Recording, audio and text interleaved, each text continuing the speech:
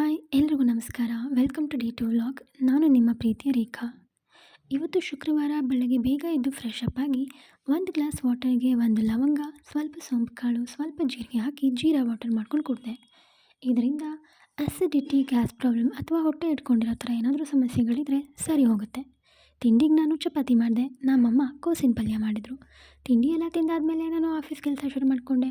ಒಂದಷ್ಟು ಮೀಟಿಂಗ್ಸ್ ಮುಗಿಸಿ ಇದ್ದಿದ್ದ ಕೆಲಸ ಎಲ್ಲ ಮುಗಿಸಿದ್ಮೇಲೆ ಇನ್ನೂ ಸ್ವಲ್ಪ ಫ್ರೀ ಟೈಮ್ ಇದ್ದಿದ್ದರಿಂದ ಪುಸ್ತಕ ಓದೋ ಮನಸ್ಸಾಯಿತು. ರವಿ ಬೆಳಗೆರೆ ಅವರ ನೀ ಹಂಗೆ ನೋಡಬೇಡ ನನ್ನ ಕಾದಂಬರಿನ ಓದೋಕ್ಕೋತೆ. ಓದ್ತಾ ಓದ್ತಾ ಸಮಯ ಸರಿದಿದೆ ತಿಳಿಲಿಲ್ಲ, ಯಾಕಂದರೆ ಈ ನಾವೆಲ್ ಅಷ್ಟು ಇಂಟ್ರೆಸ್ಟಿಂಗ್ ಆಗಿದೆ.